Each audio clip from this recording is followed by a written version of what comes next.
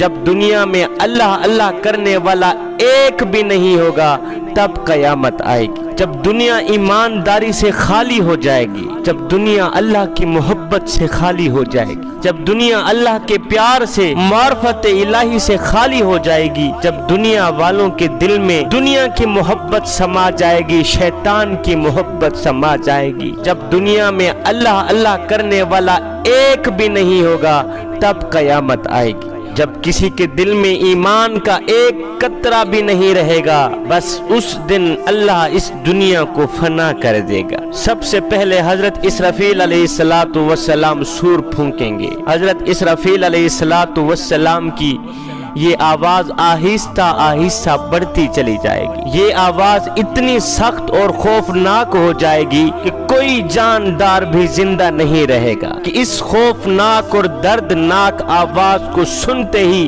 کوئی جاندار چیز زندہ نہیں رہے گی، کوئی جاندار اشیاء زندہ نہیں رہے گی۔ ایک دم زمین ٹوٹ پڑے گی، آسمان پھٹ جائے گا۔ اسرافیل علیہ السلام کی یہ خوفناک آواز سنتے ہی پہاڑ پتوں کی طرح اڑنے لگیں گے۔ جوانو، اس دن سوائے اللہ کی ذات کے ہر چیز فنا ہو جائے گی، ہر چیز تباہ و برباد ہو جائے گی۔ ایک اللہ کا نام باقی رہے گا اور ایک اس کے رسول کا نام باقی رہے گا۔ اس کے بعد اللہ کے حکم پر اسرافیل علیہ السلام پھر دوسرا سور پھونکیں گے۔ جب دوسرا سور پھونکیں گے تو مردے زندہ ہو کر قبروں سے باہر نکل آئیں گے، قبریں پھٹ جائیں گی، زمین پھٹ جائے گی، مردے قبروں سے باہر نکل آئیں گے اور ٹڈیوں کی طرح پریشان حال ہو کر محشر کے میدان میں جمع ہو جائیں گے۔ یہاں اللہ کا قرآن کہتا ہے کہ ایک بار پھر سور پھونکا جائے گا تو لوگ یکا یک قبروں سے باہر نکل کر محشر کے میدان میں قیامت کے دن اللہ کے حضور حاضر ہو جائیں گے، اللہ کے سامنے پیش ہو جائیں گے۔ یکا یک قبروں سے نکل کر جلدی جلدی اپنے رب کی طرف دوڑنے لگ جائیں گے، کہیں گے ہائے ہماری کم بختی، ہائے ہماری کم بختی کہ ہمیں قبروں سے اس حال میں کس نے اٹھایا؟ یہ خوفناک آواز دینے والا کون ہے؟ ہم کس کی آواز سن رہے ہیں؟ نادانو، یہ وہی قیامت ہے جس کا ہم سب سے اللہ تعالیٰ نے وعدہ کیا تھا۔ اللہ کے نبی سچ فرمایا کرتے تھے کہ بس ایک زوردار آواز آئے گی جس سے سب لوگ جمع ہو کر اللہ کے حضور حاضر ہو جائیں گے۔ پھر میرے اللہ نے دوسری جگہ ارشاد فرمایا اذا السماء انفطرت واذا الكواكب انتثرت واذا البحار فجرت واذا القبور بعثرت علمت نفس ما قدمت واخرت۔ اور جب آسمان پھٹ جائیں گے، جب ستارے بکھر جائیں گے، جب زمین پھٹ جائے گی، جب قبروں کے تمام مردہ لوگ زندہ اٹھائے جائیں گے، آج ہر نفس یہ جان لے گا جو اس نے آگے بھیجا ہے اور جو کچھ پیچھے چھوڑا ہے۔ آج ہر شخص یہ جان لے گا، ہائے پگھلے ہوئے تانبے کی طرح آسمان کے نیچے ہر آدمی کا حساب و کتاب ہوگا۔ کسی نے ذرہ برابر بھی نیکی کی ہوگی تو اس کے سامنے آ جائے گی۔ حضرت سیدنا عمر فاروق رضی اللہ تعالی عنہ، آپ ایک دن نماز پڑھ رہے تھے، جماعت کے ساتھ نماز پڑھ رہے تھے، تو امام صاحب نے تلاوت بیان کی جس کا ترجمہ یہ تھا کہ اللہ تعالیٰ قیامت کے دن تمہاری چھوٹی سی چھوٹی نیکی بھی تمہارے آگے رکھ دے گا اور تمہارا چھوٹے سے چھوٹا گناہ بھی یعنی برائی بھی تمہارے آگے رکھ دے گا، پھر اللہ تم سے اس کا حساب لے گا، اللہ تم سے اس کا حساب لے گا۔ ہے یہ آیت سن کر سیدنا عمر فاروق رضی اللہ تعالی عنہ نماز کے دوران ہی آپ کی چیخ نکل گئی، آپ روتے ہوئے زمین پہ گرے، بے ہوش ہو گئے۔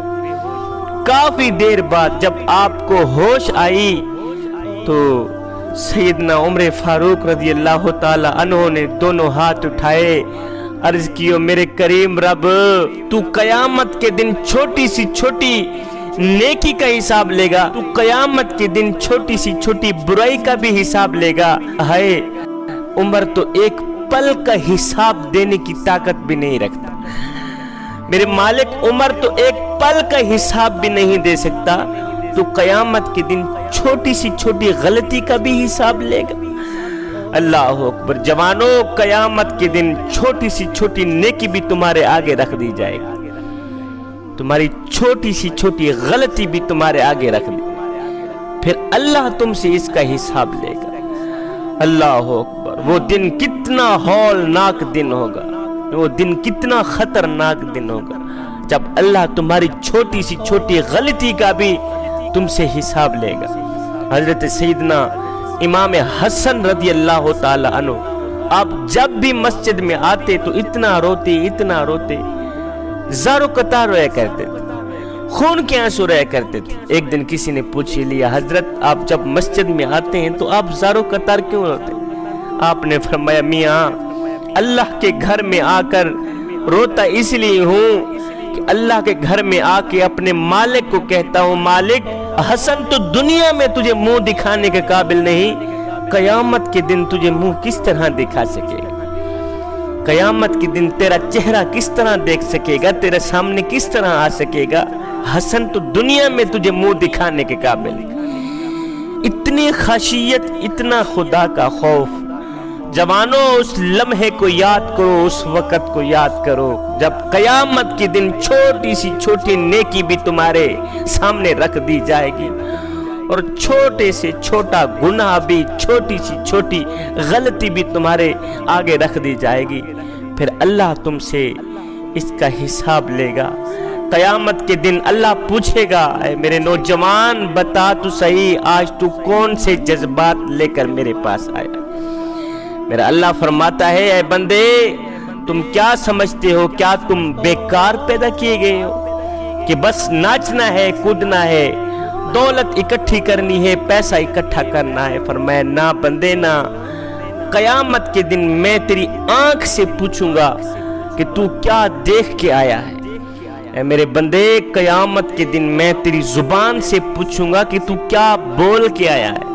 कयामत के दिन मैं तेरे कानों से पूछूंगा कि तू क्या सुन के आया है। कयामत के दिन मैं तेरे दिल से पूछूंगा तू कौन से जज्बात लेकर मेरे पास आया है। मियाँ किसका प्यार लेकर आया है, किसकी मोहब्बत लेकर आया है।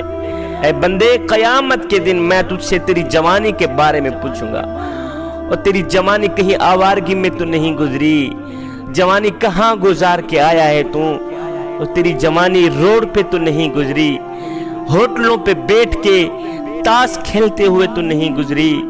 साहिब, अगर मालिक को दुरुस्त जवाब ना मिला तो फिर क्या जवाब देगा? जवानों, कयामत के मैदान में, कयामत के बाजार में दो तरह के लोग होंगे। एक वो होंगे जिनके बारे में हुक्म होगा, अल्लाह ताला फरिश्तों को फरमाएगा, फरिश्तों इन्हीं एक साइड पे कर दो।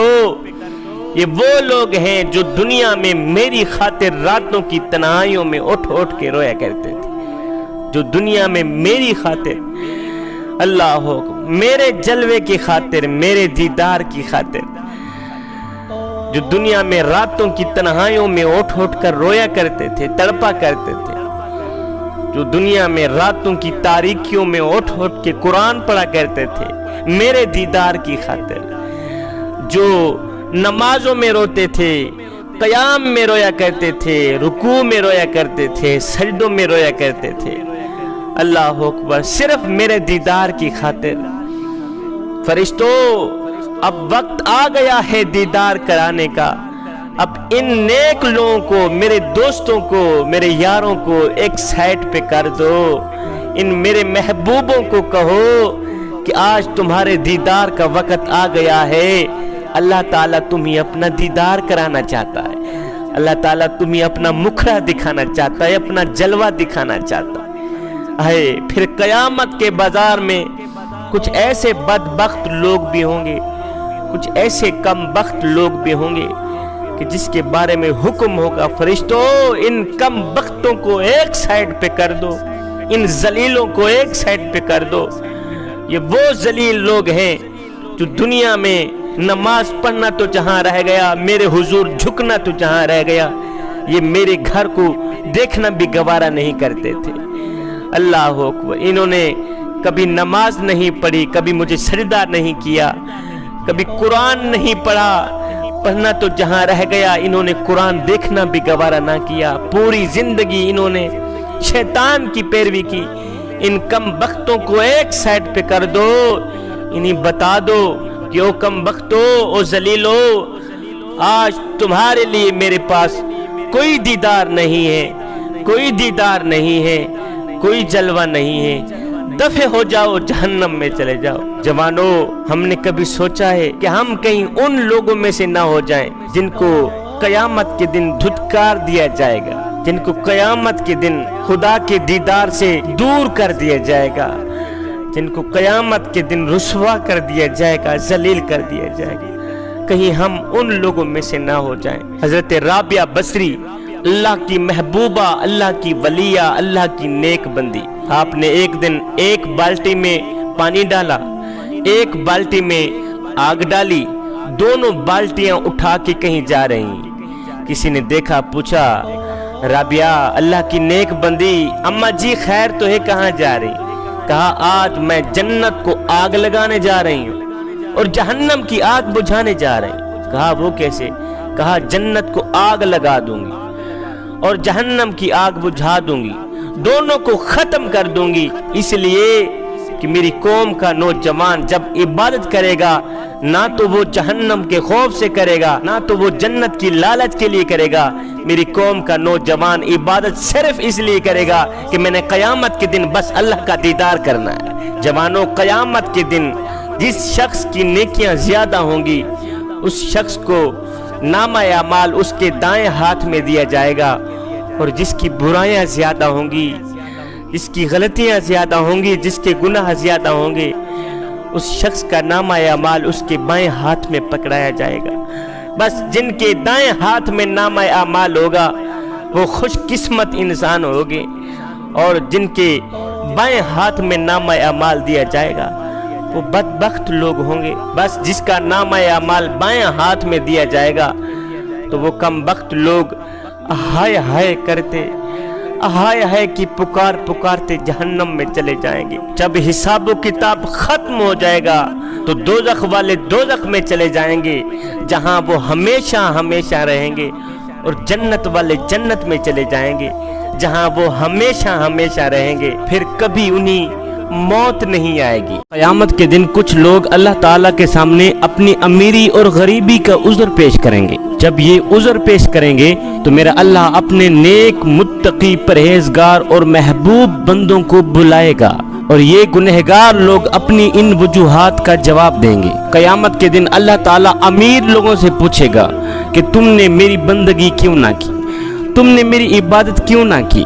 میں نے تمہیں پیسہ دیا تھا، دولت دی تھی، عزت دی تھی، شہرت دی تھی، ان کے باوجود بھی تم نے مجھے فراموش کر دیا اور تم نے مجھے بھلا دیا۔ تم نے میری عبادت کیوں نہ کی، میری بندگی کیوں نہ کی؟ اللہ تعالیٰ کا یہ سوال سن کر امیر لوگ جواب دیں گے کہ یا باری تعالیٰ، تیری دولت نے ہمیں مصروف کر رکھا تھا، دولت نے ہمیں مصروف کر رکھا تھا، اس لیے ہم تیری عبادت نہ کر سکے، اس لیے ہم تیری بندگی نہ کر سکے۔ یہ سن کر اللہ تعالیٰ حضرت سیدنا سلیمان علیہ السلام کو بلائیں گے، انہیں کہیں گے کہ دیکھو سلیمان علیہ السلام کو، ان کو میں نے پیسہ دیا تھا، عزت دی تھی، شہرت دی تھی، دولت دی تھی، ان سب کے باوجود بھی سلیمان علیہ السلام نے کبھی میری نافرمانی نہیں کی، میری بندگی کرتے رہے، میری عبادت کرتے رہے۔ ان کے پاس حکومت تھی، پیسہ تھا، دولت تھی، عزت تھی، شہرت تھی، ان سب نعمتوں کے باوجود بھی، ان سب مصروفیات کے باوجود بھی انہوں نے میری بندگی نہیں چھوڑی، انہوں نے میری عبادت نہیں چھوڑی۔ پھر اللہ تعالیٰ قیامت کے دن بیمار لوگوں سے پوچھے گا کہ تم نے میری عبادت کیوں نہ کی، تم نے میری بندگی کیوں نہ کی؟ تو بیمار لوگ کہیں گے یا باری تعالیٰ، ہم بیمار تھے اس لیے آپ کی عبادت نہ کر سکے، ہم بیمار تھے اس وجہ سے آپ کو سجدہ نہ کر سکے، آپ کی بندگی نہ کر سکے۔ بیمار لوگوں کی یہ وجہ سن کر اللہ تعالیٰ حضرت سیدنا ایوب علیہ السلام کو ان کے سامنے بلائے گا، ان کے درمیان بلا کر میرا اللہ فرمائے گا، لوگو میرا ایوب تم سے زیادہ بیمار تھا، میرا ایوب تم سے زیادہ تکلیف میں تھا، اتنی بڑی بیماری کے باوجود بھی میرے ایوب نے میری عبادت نہیں چھوڑی، میری بندگی نہیں چھوڑی۔ پھر میرا اللہ تعالیٰ غلام سے پوچھے گا کہ تم نے میری عبادت کیوں نہ کی، تم نے میری بندگی کیوں نہ کی؟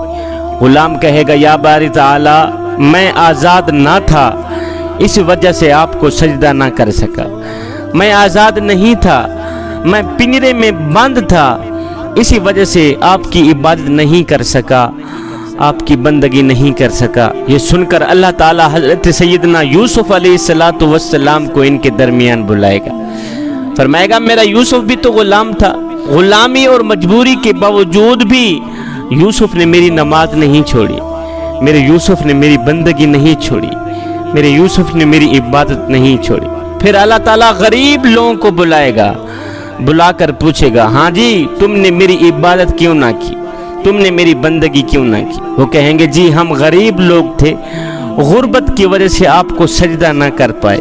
تو میرا اللہ تعالیٰ حضرت سیدنا عیسیٰ علیہ السلام کو ان کے درمیان کھڑا کر دے گا، فرمائے گا ان کے پاس بھی تو کچھ نہیں تھا، ان کا تو اپنا مکان ہی نہیں تھا، اپنا گھر ہی نہیں تھا، اپنا در ہی نہیں تھا، ان سب مجبوریوں کے باوجود بھی، اس غربت کے باوجود بھی میرے عیسیٰ نے میرے حکموں کو نہیں توڑا، عیسیٰ نے میری بندگی نہیں چھوڑی، میری عبادت نہیں چھوڑی۔ اب یہ چاروں قسم کے لوگ ناکام اور لاجواب ہو جائیں گے، محشر کا میدان ہوگا، یہ چاروں قسم کے لوگ ناکام اور لاجواب ہو جائیں گے۔